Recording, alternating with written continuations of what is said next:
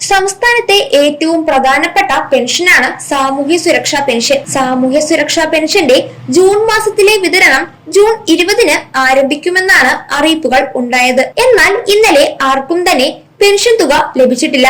നിലമ്പൂർ ഉപതെരഞ്ഞെടുപ്പ് നടക്കുന്ന പശ്ചാത്തലത്തിലാണ് ഈ മാസം പെൻഷൻ വിതരണം നേരത്തെ ഉണ്ടാകുമെന്നുള്ള അറിയിപ്പുകൾ ഉണ്ടായത്. സാധാരണഗതിയിൽ എല്ലാ മാസവും 25-ന് ശേഷമാണ് പെൻഷൻ വിതരണം നടക്കുന്നത്. സർക്കാരിന്റെ സാമ്പത്തിക പ്രതിസന്ധിയാണ് വിതരണം മുടങ്ങാൻ കാരണമെന്നാണ് റിപ്പോർട്ടുകൾ. ഇനി ജൂൺ മാസത്തിലെ പെൻഷൻ വിതരണം തിങ്കളാഴ്ച മുതൽ ആരംഭിക്കാനാണ് സാധ്യതകൾ ഉള്ളത്. ഇന്ന് ആർക്കെങ്കിലും പെൻഷൻ തുക ലഭിക്കുകയാണെങ്കിൽ കമന്റിൽ കൂടെ അറിയിക്കുക. 62 ലക്ഷത്തോളം വരുന്ന ആളുകൾക്കാണ് സാമൂഹ്യ സുരക്ഷാ പെൻഷന്റെയും ക്ഷേമനിധി ബോർഡ് മുഖേന ലഭിക്കുന്ന പെൻഷന്റെയും ആനുകൂല്യങ്ങൾ ലഭിക്കുന്നത്. 1600 രൂപ വീതമാണ് പെൻഷനായി ലഭിക്കുന്നത്. കൂടാതെ പെൻഷനുമായി ബന്ധപ്പെട്ട് മസ്റ്ററിംഗ് ചെയ്യേണ്ടതുണ്ട്. 2025-26 വർഷത്തെ വാർഷിക മസ്റ്ററിംഗ് ജൂൺ 25-നാണ് ആരംഭിക്കുന്നത്. ജൂൺ 25 മുതൽ ആഗസ്റ്റ് മാസം 24-ാം തീയതി വരെ മസ്റ്ററിംഗ് ചെയ്യാനും സാധിക്കും. മസ്റ്ററിംഗ് ചെയ്യുമ്പോൾ പ്രധാനപ്പെട്ട രേഖ ആധാർ കാർഡാണ്. കൂടാതെ അക്ഷയ കേന്ദ്രങ്ങൾ വഴി മാത്രമാണ് മസ്റ്ററിംഗ് ചെയ്യാൻ സാധിക്കുക. അക്ഷയ കേന്ദ്രങ്ങളിൽ നേരിട്ടെത്തി